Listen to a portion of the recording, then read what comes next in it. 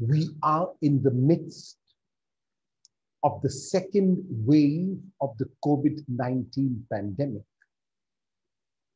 And it has been a traumatic experience for many of us. So many whom we knew are no longer with us today and have been taken away from us because of the COVID-19 pandemic. In this video, I hope to be able to suggest positive ways of coping with the challenges of the COVID-19 pandemic. Hey Prabhu,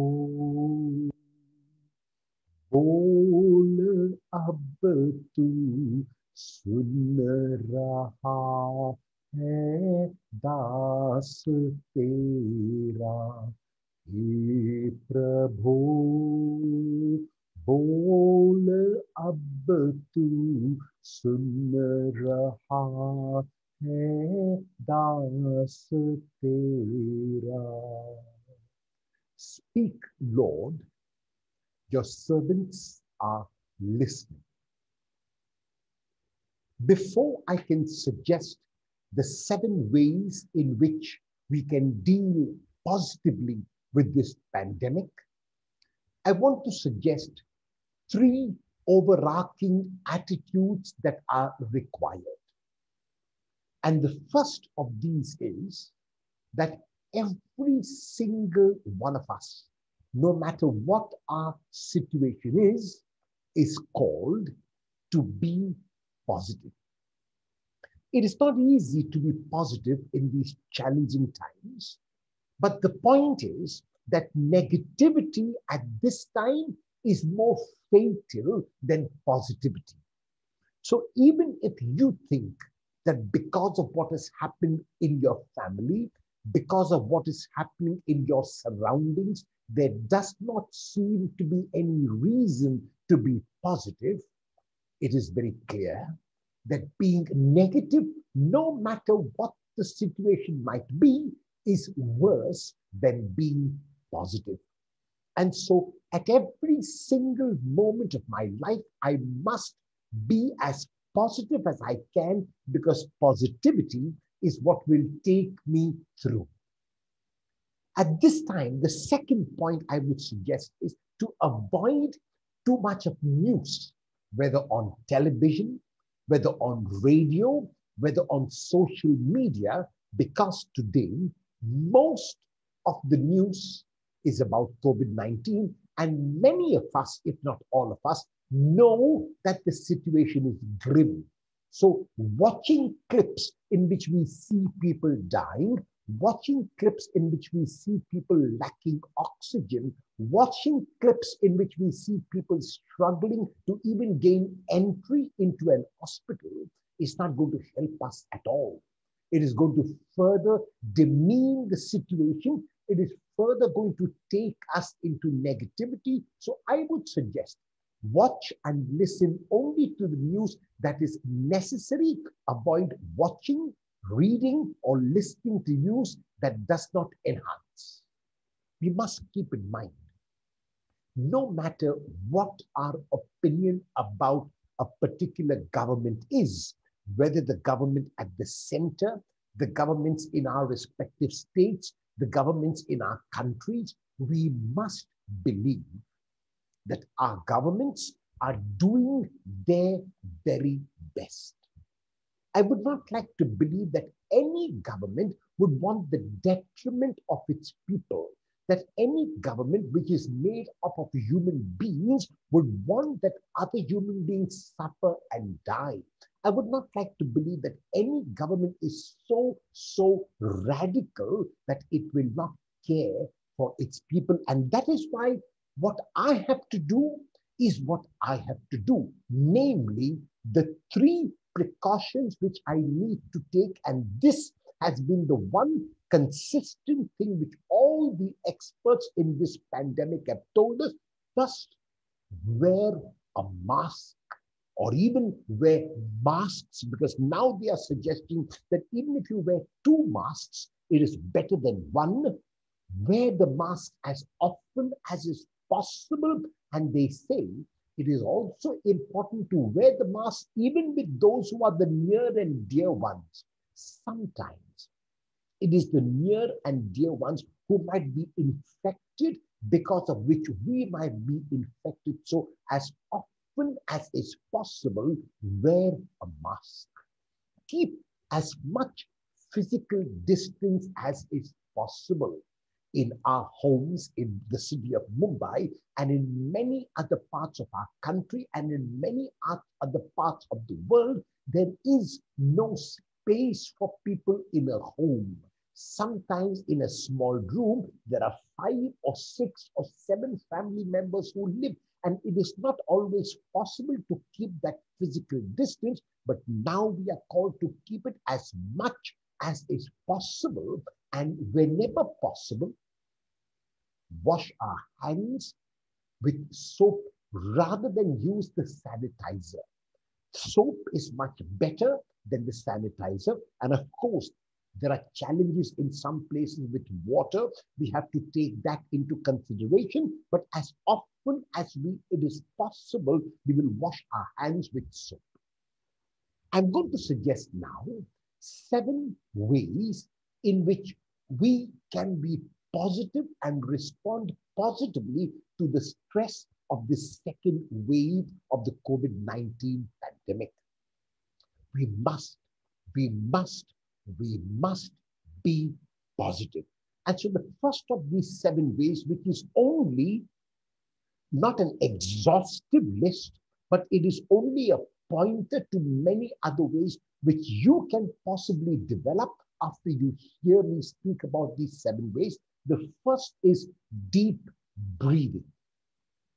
First of all, if you have any kind of health condition, you must consult your doctor before you can even do this deep breathing.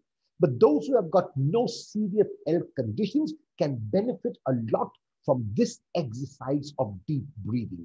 The first thing that we do is breathe in through our noses for about 5 seconds. It is important to keep in mind that when we are breathing in deeply, our stomach comes out. There are many people who mistakenly think that when we are breathing in, they must take the stomach in. No, when breathing in, the stomach comes out, and breathing out, the stomach goes in. That is the correct way to breathe. Even when we are breathing for these 5 seconds, what we must do is we take in with our breath all that is positive, all that boosts us, all that enhances us, all that is loving and peaceful and serene and calm.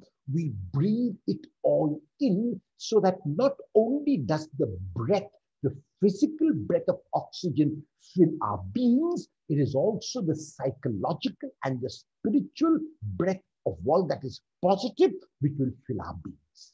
And after we have breathed in for 5 seconds, we hold the breath that we have taken in and let it circulate into our lungs for another 5 seconds.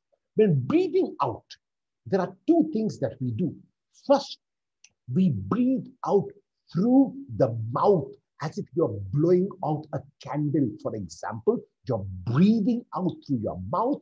And then when you're breathing out, the second thing that you do is that you breathe out everything that is negative, everything that weighs you down, everything which pulls you down. You breathe it out, let it out of your system, let it out of your being, let it go out of everywhere, including out of this universe. This exercise, if done at least 5 times a day and 3 times each time, I think you will really find yourself enjoying much, much better health. We know that in India, in many, many states, people are struggling for oxygen. Those of you who are able to breathe on your own must thank God for the gift of breath. must thank God for the gift of life. Breathe in, hold, breathe out. Breathe in the positive. Let that positive encircle your being. Breathe out the negative. Let it go even out of this universe. The second positive way is exercise. Once again, I request you to kindly consult your doctor if you have any kind of health condition. But if you do not and are in fairly good health, and if you have been privileged to have place in which you can walk, the best exercise is, and the most inexpensive exercise is, where you do not need a gym, you do not need equipment, you do not need to spend any money traveling, is walking briskly for at least 30 minutes every day. A brisk walk is considered to be between 100 and 120 steps per minute. So if you can take between 3,000 and 3,600 steps every day, and within that half an hour, within that 30-minute time slot, it is considered a good brisk walk. And after you finish your walk, please do not forget to do the stretching exercises, stretching your calf, stretching your hamstring, strengthening your thigh muscles. This strengthening and stretching after even the walk is as important as the walk itself. So you spend another between 5 and 7 minutes doing these stretching exercises. That is, if you have been privileged to have a place to walk in. That is the best exercise during these challenging times. If you are living in a place where there is absolutely no playground, there is absolutely no ground, even your home is only one room, then you can try what is known as spot walking. In this method, you lift up one knee until your calf and thigh forms a right angle. Move also your hands along with that. So if it is the left leg that you're moving, move your right hand. So it's as if you're doing a march, a brisk march up and down. Lower that leg, then repeat it with the other leg. Do this repetition at least 10 times of the above steps. And if you can do it at least 3 times a day, it will be worth it. Once you have finished these 10, then you do what is known as a chest opener. And in this chest opener, you interface your fingers behind your back, you stretch your arms, and you open your chest forward. Hold this position for 20 to 30 seconds and more if possible. This position stretches both your chest and also your shoulders. The legs up on the wall is also a very, very good exercise to both relax and to de-stress. Lie on your back as close to the wall as possible. Bring your hips close, that is between 5 and 10 centimeters to the wall, and let your legs rest on the wall. Close your eyes, relax your body, and progressively deepen your breathing. Importantly, when you're breathing in, and every time you breathe in, take in the positive. Concentrate only on your breath and only on how you are breathing, and you will realize when you are not aware of that, that you are breathing in, and as you're breathing in, you find your stomach going out. As a matter of fact, if you want to see the correct way in which we must breathe, is watch anyone when they are sleeping or lying down. You will realize that when you are unaware of it, that is when you're doing it correctly. When you breathe in, the stomach goes out. When you breathe out, the stomach goes in. The third suggestion I have of being positive is yoga. Please, once again, consult your doctor if you have any kind of health condition. But if you have no health condition, I am going to suggest 5 poses. And the reason why I have chosen these 5 poses is because they do not require much space and they are fairly easy, even if you are not ingrained into yoga. You can do these very easily. The first of these is known as the mountain pose, which is called the Tadasana. Standing erect with your hands at your side and the shoulder blade slightly back. Look straight and slightly above and keep breathing. Very simple, but very, very effective, known as the Tadasana or as the mountain pose. The second is what is known in the same position now. So you can do these 5 exercises one after the other. The second is known as the raised arms pose, which is known as Urdhva Hastasana. Even as you stand after the first mountain pose or Tadasana, join your hands at the fingertips and raise them above your head and slightly to the back. Let your feet be grounded. Let your soles be on the ground. Let your gaze be on the tips of your fingers and keep breathing.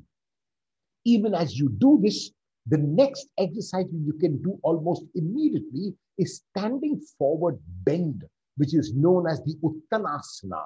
Bend as low as you possibly can without bending your knees. If you have any kind of spinal problems, I would suggest that you avoid this posture.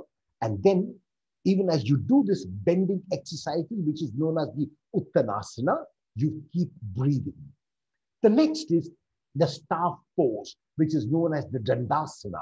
Sit on your buttocks with your legs stretched out in front of you and your hands on either side of your thighs. The spine must be as straight as is possible, and then keep breathing.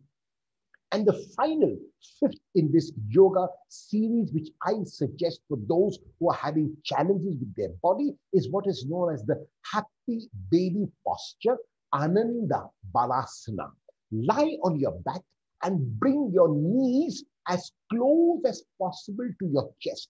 If you are flexible enough and can bring the soles of your feet like babies do, you watch a baby, the baby will be able to bring it, the soles of its feet, and sometimes even put the soles of the feet into the mouth, as you have surely noticed. That is known as the happy baby or the Ananda Balasana. Let your hips stay down as much as is possible and continue to breathe. The 4th suggestion that I have to be positive in this time of the second wave is practice kindness. Almost every single person in this world is undergoing a tremendously challenging time. And you are one of those, and that is why, first, be kind to yourself. Even if at times you make a mistake, even if at times you err, do not berate yourself. Do not sanction yourself. Continue to be kind to yourself. Be kind then to the members of your family. If you are a husband, if you are a wife, if you are a child, if you are an uncle, if you are an aunt, if you are anyone, be kind to all of those who live in the same family as you. And if you are one of those who is a bachelor or a spinster who lives alone, be kind to your neighbors. Avoid making any kind of assumptions, especially if they are negative assumptions.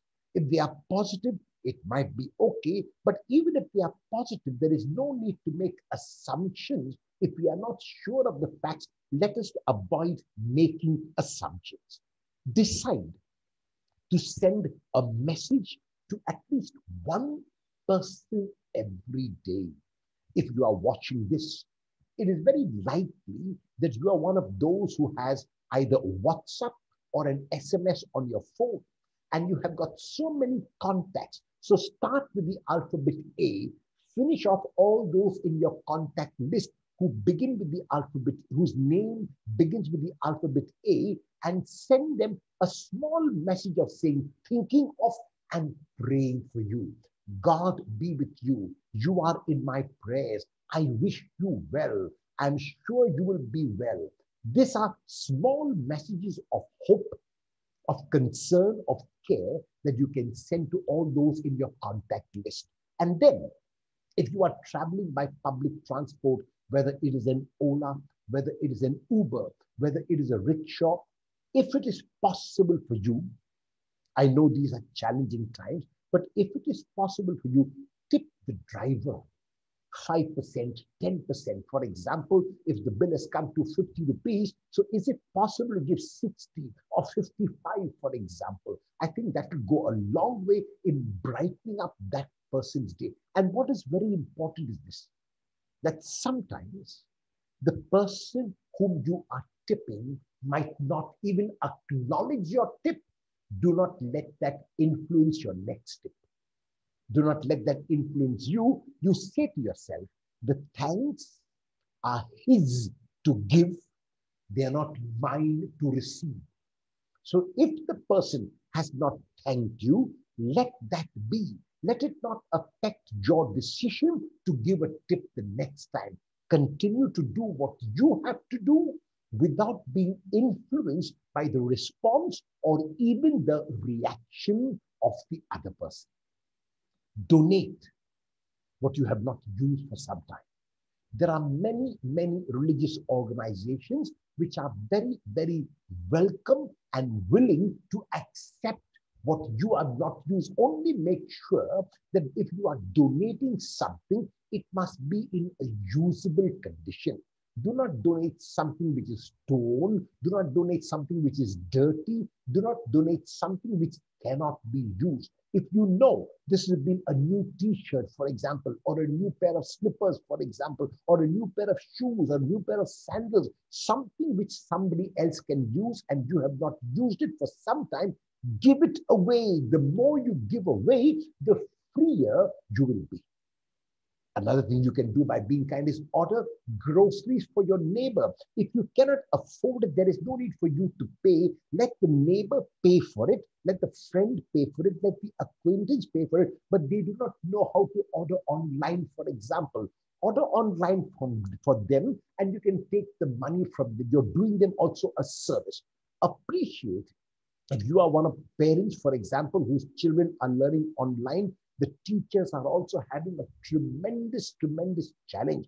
Teachers here is only a metaphor for all those who are reaching out to us at this difficult time. The teachers are reaching out to those of you who have children, but there are so many others like the grocery attendants, for example, the milk person, for example, the conductors in buses, for example, the policemen on the road, for example, the sanitation and municipal workers, for example. All of these come under the label of teachers. Appreciate them in whatever way you can.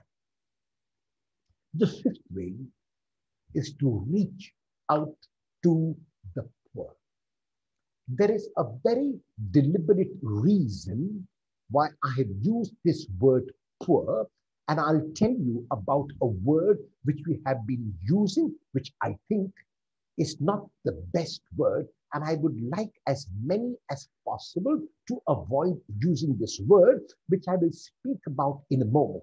But who really are these poor? Tangibly, they can be those who have worked in your home. The maids, for example, the peons in offices, for example, these are the tangible poor. But if the maid is blessed to come to your home, if the peons are blessed to have a job, they are not as bad off as the daily wage earners. We have been reading in the newspapers that many of these daily wage earners are so frightened now of the government restrictions that they will realize that they have no jobs. And because they will have no job, they will have no food to eat. So they have rushed back to the places that they came from. Besides these daily wage earners are the laborers. Laborers who work in construction, for example, you will see so many of them now working. The metro work is going on in so many parts of the city. Road construction is going on in so many parts of the city. And these people, men and women, sometimes even youth, are out on the road in the scorching sun.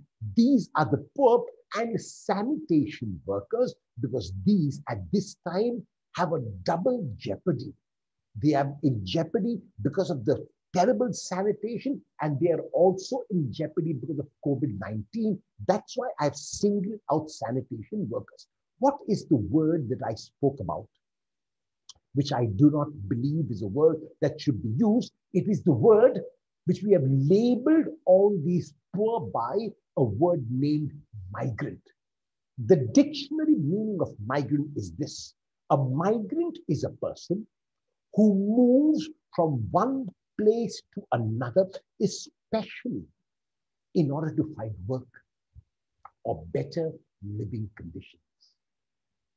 When you reflect on this decision, you will realize that you and I and every one of us is a migrant, because this is what we are doing on this earth. We are moving from one place to another, especially to find work and to improve our living conditions. And that is why in Hindi, the word migrant is pravasi. And the translation of pravasi into English is traveler. So every single one of us is a pravasi. Every single one of us is a traveler. And the word in Hindi, in Marathi, is stalantarit. Stalantarit means a person who changes his or her stal. Stal is the place of residence. Stalantarit means to change your place of residence. That is basically who a migrant is. And really, every single one of us, in the place in which we are migrants, and every single one of us is a migrant on this earth, because really we are pilgrims, we are travelers. Our destination is not to remain here forever. Our destination is to move to the place which God has ordained for us. So how can you reach out to the poor, to the vulnerable, to the marginalized, to the downtrodden? These are preferable terms rather than the term migrant. Because among the migrants are you and I, who are not really poor, who are not really downtrodden, who are not really marginalized, who are not living from hand to mouth. So call these poor by their proper name and reach out to them. The simplest way is by donating COVID masks. Another way is by donating provisions. Many times people ask me, Father, how do I help the poor? And I say to them, if you are one of those who has got the facility of online transactions, then you can order from DMart or any other store, online store of your choice where you think things are cheaper, and send them to me. I will give my address at the end of this video. You send them to me and I will ensure that the poorest of the poor will receive what you send. It is an easy way if you want to make sure that the poor will receive whether rice, whether dal, whether chili powder, whether soap, whether toothpaste, whether toothbrush, whether tea powder, coffee powder, whatever you want to send, you send it to me as a provision, and I will make parcels of those and I will distribute it to the poor. Or else you can also donate. There are many, many other religious congregations, different kinds of religions, and each one, even in your own area, you will find many of them who are able to take the donation that you give, whether in cash or whether in kind, and make sure that it reaches to the poor. The sixth way in which you can be positive is sleeping and resting. To be sure, many of the poor whom I spoke about are not able to sleep because their stomachs are empty. It is easier to sleep when our stomach is fairly full and we know where our next meal is going to come from. But if our stomach is empty, it is almost impossible to sleep, and worse, if we do not know where our next meal is going to come from. So this sleep and rest is for those of us who are privileged to have a decent meal, or at least 2 decent meals every day. And while various doctors suggest a number of hours of sleep and rest, my own response is this: each one's body is different. And therefore, the needs of the body are different. Each one of us has to listen as attentively as possible to what our bodies are saying and take the rest and the sleep that we require. One thing is very clear, that the sleep and rest which your body requires, if it is given to your body will be much, much healthier than ever. And the final positive way is to meditate, is to pray. This meditation and prayer is known also by a variety of names. It doesn't matter what name we use. As a matter of fact, the image of God that we have, each one of us who belong to different religions might have a different image of God. That image of God does not matter. It does not even matter the language that we use, because God knows all languages. The place in which we are praying, the posture which we adopt does not matter. We can sit down, we can lie down, we can kneel down, we can genuflect, we can go down prostrate and do whatever we want. It does not matter, because God understands all posture. What matters is this, that now, more than ever, we must realize and acknowledge through our actions our dependence on this higher power, on this supreme power. Whatever name we want to give it doesn't matter. And there are many, many spiritual gurus who have defined prayer and meditation in a variety of ways. Some say prayer and meditation is talking, it is asking, it is petitioning. Others say no, basically prayer and meditation is listening. Others say no, it is not even listening, because prayer and meditation is being. And still others say that prayer and meditation is awareness. And others define prayer and meditation as stillness. All of these definitions, all of these descriptions are wonderful. However, my own description of prayer is this, that prayer is a means to God.